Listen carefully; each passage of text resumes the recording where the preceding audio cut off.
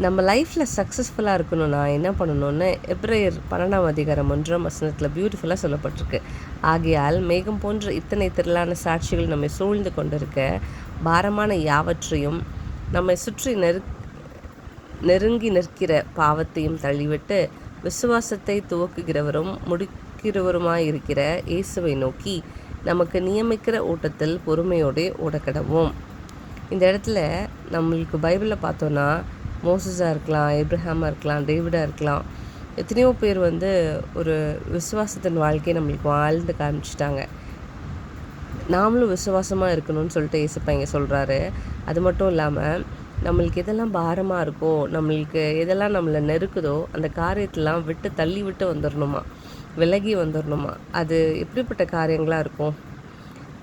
unnecessary distractions, wrong priorities, excessive worries, தேவையில்லாத நபர்களோட relationships and என்னென்ன காரியங்கள்லாம் நம்மளோட டைமை வேஸ்ட் பண்ணுதோ, நம்ம ஃபோக்கஸ் பண்ணணும்னு நினைக்கிற காரியங்களை நம்ம செய்ய முடியாமல் பண்ண விடுதோ, அந்த காரியங்கள் எல்லாவற்றையும் நம்ம தள்ளி வச்சுட்டு அதை மட்டும் தள்ளி வைக்கணுமா என்ன? நம்மளோட பெருமை, நம்மளுடைய ஜெலசி, நம்மளுடைய பிட்டர்னஸ், நம்மளுடைய அடிக்ஷன், நம்மளுடைய அன்ஃபர்கிவ்னஸ், இது எல்லாவற்றையுமே ஒரு பக்கம் நம்ம தள்ளி வச்சுட்டா மட்டும்தான் அடுத்து என்ன சொல்கிறாங்கன்னா, விசுவாசத்தை துவக்குகிறவரும் முடிக்கிறவருமாயிருக்கிற இயேசுவை நோக்கி. ஸோ எந்த காரியமாக இருந்தாலும், நம்மளுடைய எவ்வளோ ஹார்ட்ஷிப்ஸாக இருந்தாலும், இல்லை நம்ம எவ்வளோ சஃபரிங்ஸ் கோத்ரூ பண்ணிகிட்டு இருந்தாலும், இல்லை நம்ம யோசிச்சுட்ருக்க பண்ணிகிட்ருக்க நினச்சிட்ருக்க காரியங்கள் எவ்வளோ டிலேடாகி நடந்தாலும், நாம் எப்போவுமே ஒரு விஷயம் நம்ம நோக்கி பார்க்கக்கூடிய ஒரு விஷயம் என்னென்னா, ஏசப்பாவை நோக்கி பார்க்கணும்.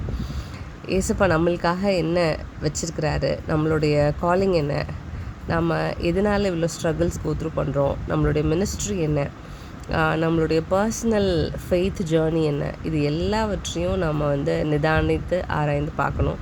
அப்படி நம்ம பார்த்து தேவனை நோக்கி விசுவாசத்தோடு தேவனை நம்ம பட்சமாய் கொண்டு பொறுமையோடு ஓடணுன்னா நம்ம எல்லாவற்றிலும் வெற்றி சிறந்தவர்களாக இருக்கலாம். ஏன்னா ஒரு விஷயம் சொல்லட்டுமா, ஆத்லீட்ஸ் ஒரு ரேஸில் பார்ட்டிசிபேட் பண்ணோன்னா அவங்க வெயிட்டாக இருக்கிறாங்க அப்படின்னு யோசிச்சாங்கன்னா முதல்ல அவங்க வெயிட் லாஸ் பண்ணுவாங்க. வெயிட் லாஸ் பண்ணால் they will feel much lighter. இல்லாட்டி அவங்களுக்கு கொஞ்சம் அன்கம்ஃபர்டபுளாக இருக்கும். அதே மாதிரி நாமளும் நம்மளுக்கு தேவை இல்லாத காரியங்கள் எல்லாவற்றையும் கலட்டி வச்சுட்டு, உதறி வச்சுட்டு, கொஞ்சம் தூரமாக தள்ளி வச்சுட்டு, நாம் நம்மளுடைய பாதையில் நம்ம விசுவாசத்தோடு ஒரு காரியங்கள் செய்வோம் என்றால் தேவன் நம்மளை ஆசீர்வதிப்பார். God bless.